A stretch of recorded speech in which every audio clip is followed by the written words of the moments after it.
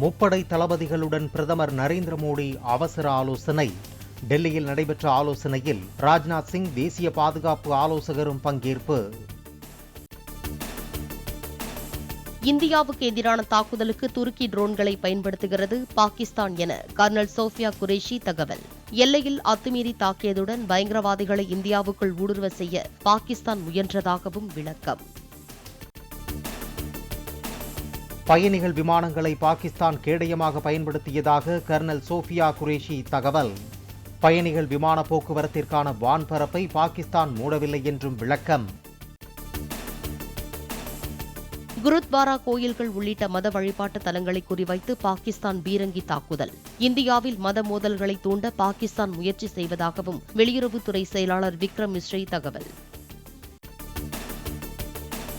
இந்தியாவில் மத மோதல்களை தூண்ட முயற்சிக்கும் பாகிஸ்தானின் திட்டம் ஒருபோதும் பலிக்காது.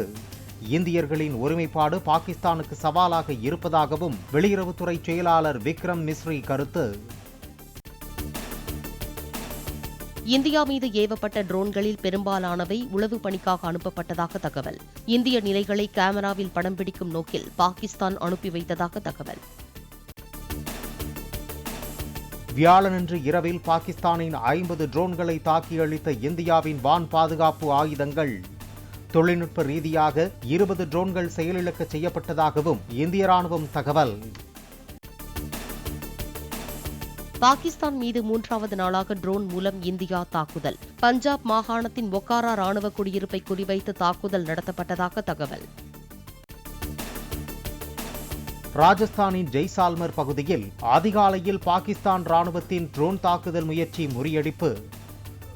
வான் தாக்குதல் தடுப்பு அமைப்பு மூலம் பாகிஸ்தான் ட்ரோன்கள் இடைமறித்து தாக்கி அழிக்கப்பட்டதாக இந்திய ராணுவம் தகவல்.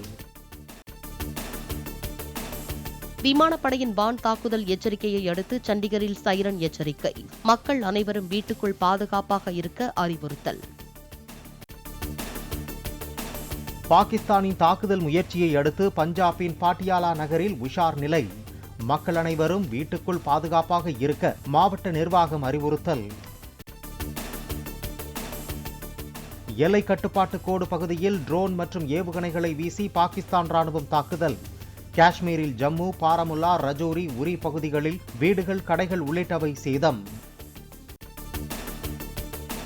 பூஞ்ச் பகுதியில் பாகிஸ்தான் ராணுவம் நடத்திய தாக்குதலில் காயமடைந்தவர்கள் ஜம்மு மருத்துவமனையில் அனுமதி. சிகிச்சை பெறுபவர்களை சந்தித்து நலம் விசாரித்தார் ஜம்மு காஷ்மீர் முதலமைச்சர் உமர் அப்துல்லா. பாகிஸ்தானின் ராணுவ நிலையை பீரங்கி தாக்குதல் நடத்தி அழித்த இந்திய ராணுவம். அதிகாலை 5:44 மணியளவில் பாகிஸ்தான் ஆக்கிரமிப்பு காஷ்மீரில் நடத்தப்பட்ட தாக்குதலின் வீடியோ வெளியீடு. பயங்கரவாதிகளை இந்தியாவிற்குள் அனுப்பி வைக்க இருந்த பாகிஸ்தான் ராணுவ நிலைகளை தாக்கி அழித்தது எல்லை பாதுகாப்பு படை. காஷ்மீரின் சம்பா மாவட்டத்தில் எல்லையோரத்தில் அமைக்கப்பட்டிருந்த பாகிஸ்தானின் நிலைகள் தகர்ப்பு. காஷ்மீரில் எல்லையோர கிராமங்களில் உள்ள வீடுகளை தாக்குகிறது பாகிஸ்தான் ராணுவம். தொடரும் தாக்குதல்களால் உடைமைகள் சேதமடைந்துள்ளதாக கிராம மக்கள் கவலை. போதுமான எரிபொருள் இருப்பு உள்ளதால் மக்கள் பதற்றப்பட தேவையில்லை என இந்தியன் ஆயில் நிறுவனம் அறிவுறுத்தல். தடையற்ற விநியோகம் உள்ளதால் அவசரமாக வாகனங்களில் எரிபொருள் நிரப்ப தேவையில்லை என்றும் அறிவிப்பு. குஜராத், ராஜஸ்தான், பஞ்சாப் மாநில முதலமைச்சர்களுடன் பிரதமர் மோடி தொலைபேசியில் பேச்சு. பாகிஸ்தான் தாக்க முயன்ற 3 மாநிலங்களின் பாதுகாப்பு நிலை குறித்து விவாதிக்கப்பட்டதாக தகவல். பாகிஸ்தானுடன் பதற்றம் அதிகரித்துள்ள நிலையில் பிஎஸ்எஃப், சிஐஎஸ்எஃப் இயக்குநர்களுடன் உள்துறை அமைச்சர் அமித் ஷா ஆலோசனை. எல்லைப் பகுதிகள் மற்றும் விமான நிலையங்களின் பாதுகாப்பு குறித்து கேட்டறிந்தார். நாட்டில் உணவு தானிய கையிருப்பு போதிய அளவில் உள்ளதாக மத்திய வேளாண் அமைச்சர் சிவராஜ் சிங் சௌஹான் அறிவிப்பு. எல்லையில் போர் பதற்ற சூழல் நிலவும் நிலையில் உணவு பாதுகாப்பை உறுதி செய்ய உரிய நடவடிக்கை என விளக்கம். பாகிஸ்தான் தீவிரவாத தாக்குதலுக்கு எதிராகவும் இந்திய ராணுவத்திற்கு ஆதரவாகவும் முதலமைச்சர் மு.க.ஸ்டாலின் தலைமையில் பேரணி. டிஜிபி அலுவலகம் முதல் தீவுத்திடல் அருகே உள்ள போர் நினைவுச் சின்னம் வரை பேரணி நடைபெறும் என அறிவிப்பு. இந்திய நகரங்களை தாக்க பாகிஸ்தான் மேற்கொண்ட முயற்சியை முறியடித்த ராணுவ படைகளுக்கு எடப்பாடி பழனிசாமி புகழாரம். பிரதமர் மோடி தலைமையிலான மத்திய அரசின் போர்க்கால நடவடிக்கைகளுக்கு அனைவரும் துணை நிற்க வேண்டுமென்றும் வேண்டுகோள். சென்னையில் உள்ள வணிக வளாகங்களுக்கு கூடுதல் போலீஸ் பாதுகாப்பு. பாகிஸ்தானுடன் பதற்றம் நீடிக்கும் நிலையில் திரையரங்குகளுக்கும் பாதுகாப்பு அளிக்க ஏற்பாடு. காஷ்மீரில் பயின்று வரும் மாணவர்கள் 41 பேரை பாதுகாப்பாக மீட்டு அழைத்து வர முதலமைச்சர் மு க ஸ்டாலின் உத்தரவு. போர் பதற்றத்தினால் தமிழ்நாட்டிற்கு திரும்ப விரும்புவதாக மாநில அரசிடம் உதவி கோரியுள்ள தமிழக மாணவர்கள். போர் பதற்ற சூழல் காரணமாக சென்னை பெருநகரில் மக்கள் அதிகம் கூடும் இடங்களில் பாதுகாப்பு அதிகரிப்பு, கண்காணிப்பு தீவிரப்படுத்தப்பட்டிருப்பதாக சென்னை காவல் ஆணையர் அருண் பேட்டி. போர் பதற்றம் காரணமானு பார்த்தீங்கன்னா மக்கள் கூடக்கூடிய இடங்களுக்கு எல்லாத்துக்குமே பாதுகாப்பை அதிகரிச்சிருக்கிறோம்.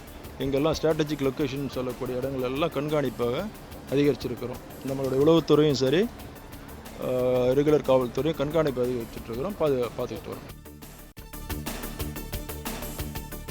இந்தியாவுடனான பிரச்சனையை ராஜாங்க ரீதியில் தீர்க்க வேண்டும். பாகிஸ்தான் பிரதமர் ஷெபாஸ் ஷெரீஃபிற்கு அவரது அண்ணன் நவாஸ் ஷெரீப் மீண்டும் அறிவுறுத்தல்.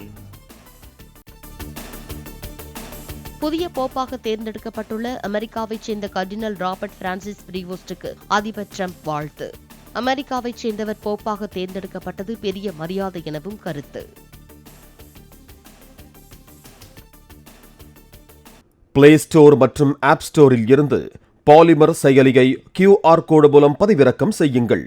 செய்திகளை உடனுக்குடன் பெறுங்கள்.